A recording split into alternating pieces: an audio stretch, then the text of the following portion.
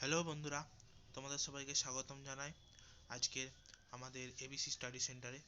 তো আজ আমরা পল সায়েন্স এই ফিজিক্যাল সায়েন্সের কিছু কোশ্চেন নিয়ে আলোচনা করব, যেগুলো 2024-এর মাধ্যমিকের সাজেশন।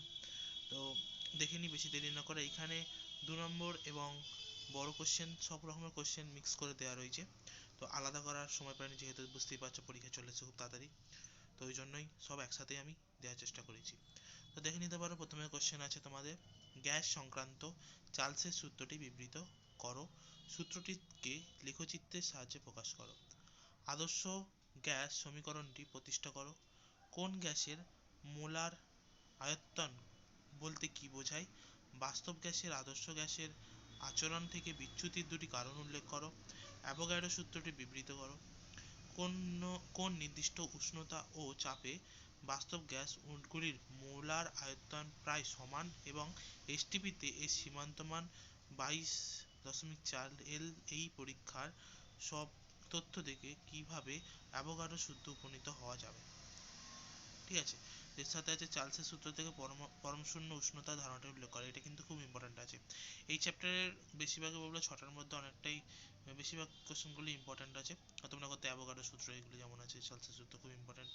তো নেক্সট চ্যাপ্টারে দেখিনি। তো 7-এর দাগে দেখতে পাচ্ছ, তাপ পরিবাহিতা কাকে বলে এবং এর একক কি? এটা খুব ইম্পর্টেন্ট আছে। এই চ্যাপ্টারের অনেকগুলো কোশ্চেন ইম্পর্টেন্ট আছে। তাপ পরিবহন ও তড়িৎ পরিবহনের মধ্যে দুটি করে সদৃশ্য বৈসাদৃশ্য উল্লেখ করো। তরলের আপাত প্রকৃত ও প্রসারণ গুণাঙ্কের সংজ্ঞা ও গাণিতিক রূপ। গ্যাসের আয়তন প্রসারণ গুণাঙ্কের সংজ্ঞা ও গাণিতিক রূপ। তরলের প্রসারণ গুণাঙ্ক দুটির মধ্যে সম্পর্ক লেখো।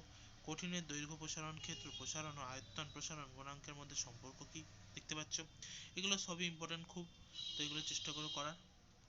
এরপর আছে তাপন মূল্য কি, বায়োফুয়েলের কিভাবে তৈরি করা হয়, এর ব্যবহার, ফায়ার আইস বা আগুনের বরফ বলতে কি বোঝো, স্থিতিশীল উন্নয়ন কি, জীবাশ্ম জ্বালানি সংরক্ষণের প্রয়োজনীয়তা ও পদ্ধতিগুলি লেখো, সৌরশক্তির প্রধান ব্যবহারগুলি লেখো, বর্জ্য থেকে কিভাবে বিদ্যুৎ উৎপাদন সম্ভব, পাওয়ার অ্যালকোহল বা গ্যাস হোল বলতে কি বোঝো, ওজোন স্তর ধ্বংসের সিএফসি এর ভূমিকা। এখানে আমি বলবো ওজোন স্তর ধ্বংসের সিএফসি ভূমিকা, এটা খুব ইম্পর্টেন্ট কোশ্চেন।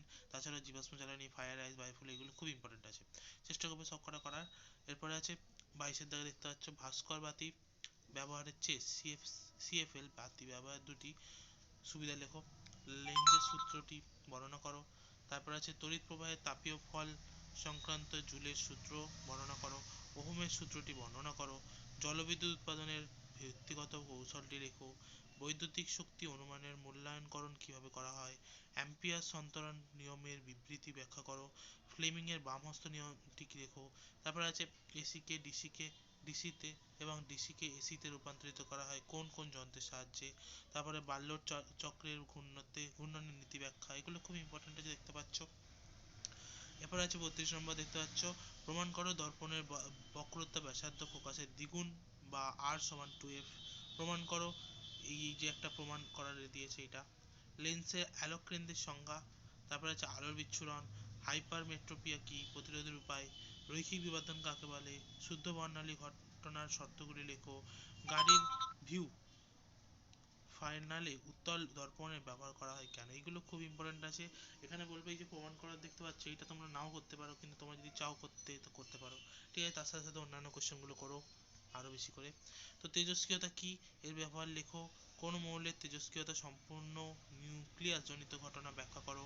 ভর ত্রুটি কি, নিউক্লিয়াস সংযোজনকে যে শক্তি মুক্ত হয় তার উৎস কি, নিউক্লিয়াস সংযোজন ও নিউক্লিয় বিভাজনের মধ্যে পার্থক্য, অ্যালফা বিটা ও গামা রশ্মির আয়নিত করার ক্ষমতা আর তুলনা করো, এটা খুব ইম্পর্টেন্ট কোশ্চেন আছে। আয়নিত যৌগে গলনাঙ্ক স্ফুটনাঙ্ক বেশি কেন, এটা ইম্পর্টেন্ট কোশ্চেন আছে, এখান থেকে অনেক ইম্পর্টেন্ট কোশ্চেন আছে। এরপর আরো দেখে নেব, অজৈব ও জৈব যৌগের দুটি পার্থক্য উল্লেখ করো। কার্বনের ক্যাটিনেশন ধর্ম, কার্যকরী মূলক কাকে বলে, উদাহরণ দাও। অ্যাসিটিলিনের শিল্প উৎস ও ব্যবহার উল্লেখ করো। বিক্ষিপ্ত সূর্যালোকে মিথেন এবং ক্লোরিনের বিক্রিয়া কি উৎপন্ন হয়। তা হচ্ছে পলিমেরাইজেশন বিক্রিয়ার একটি উদাহরণ। ইথাইল অ্যালকোহলের সঙ্গে ধাতব সোডিয়ামের বিক্রিয়া কি ঘটে, সমীকরণ দাও। এগুলো বেশ ইম্পর্টেন্ট রয়েছে। এছাড়া পরীক্ষাগারে অ্যামোনিয়া প্রস্তুতিতে নীতি, প্রয়োজনীয় রাসায়নিক দ্রব্য, বিক্রিয়া শর্ত, সমীকরণ সহ এগুলো করবে। তার সাথে এখানে যে কটা দেখতে পাচ্ছি, হেবার পদ্ধতিতে অ্যামোনিয়া শিল্প উৎপাদন, অ্যামোনিয়ামের বিজারণ, কিভাবে ইউরিয়া উৎপাদন করা হয়, H2S পদ্ধতিতে গাঢ় H2SO4 ব্যবহার করা হয় না কেন, এগুলো সব স্ক্রিনশট তুলে নিয়ে তোমরা কোশ্চেনগুলো সব খোঁজার চেষ্টা করো, খুঁজে করার চেষ্টা করো। এগুলো যত তাড়াতাড়ি সম্ভব করতে পারো তত ভালো, টাইমটা খুব কম আছে। আশা করছি এগুলো তোমরা এর আগেও করেছো। তো তড়িৎ বিশ্লেষ্য বলতে কি বোঝো? দুটি মৃদু তড়িৎ বিশ্লেষ্য পদার্থ উদাহরণ দাও। ধাতু ও তড়িৎ বিশ্লেষণের মধ্যে দিয়ে তড়িৎ প্রবাহের দুটি পার্থক্য। জলের তড়িৎ বিশ্লেষণ পদ্ধতি ব্যাখ্যা করো। কোন বস্তুর উপর সোনা ও রূপার প্রলেপ দিতে কি কি তড়িৎ বিশ্লেষ্য লাগে। অ্যানোড ও ক্যাথোড কি হিসাবে কি ব্যবহার করা হয়। তো এইগুলো দেখতে পাচ্ছি, এই হচ্ছে কোশ্চেন তোমাদের মাধ্যমিকের। এখান পর্যন্তই দিয়েছি, এরপর আর দেওয়ার নেই, কিন্তু চেষ্টা করো তোমরা এই সব কটা কোশ্চেন করার, কারণ এখানে 2 নম্বর এবং বড় কোশ্চেন সব মিলিয়ে আমি কোশ্চেন দেওয়ার চেষ্টা করেছি। আশা করছি তোমাদের পরীক্ষা ভালো হবে। আর হ্যাঁ, যাওয়ার আগে বলবো যেখানে যে সাজেশনগুলো দিয়েছে এগুলো 100% কমন, আগেও বলেছি প্রত্যেকটা ভিডিওতেই। তো 100% কেন কমন সে তোমরা জানো, কারণ এই কোশ্চেনগুলো সব অ্যানালাইসিস করা বিগত 10 বছরের কোশ্চেন, এবং যা যা সাজেশন 2024-এ বেরিয়েছে সব সাজেশন দিয়ে অ্যানালাইসিস করে এই সাজেশনটা তৈরি করা হয়েছে। তো এখান থেকে তোমরা কমন নিশ্চয়ই পাবে। তো যাওয়ার আগে বলবো আরেকবার যে সাবস্ক্রাইব করো, পরবর্তী ভিডিও যাতে তোমরা ঠিক টাইমে পেতে পারো, তার সাথে সাথে বেল আইকনটা ক্লিক করে দিও যাতে নোটিফিকেশনটা তোমরা পাও। আর তার সাথে সাথে যদি ভিডিওটি ভালো লেগে থাকে তাহলে লাইক করো। ঠিক আছে, তোমাদের লাইক দেখে আমি আরও উৎসাহিত হব এবং আরও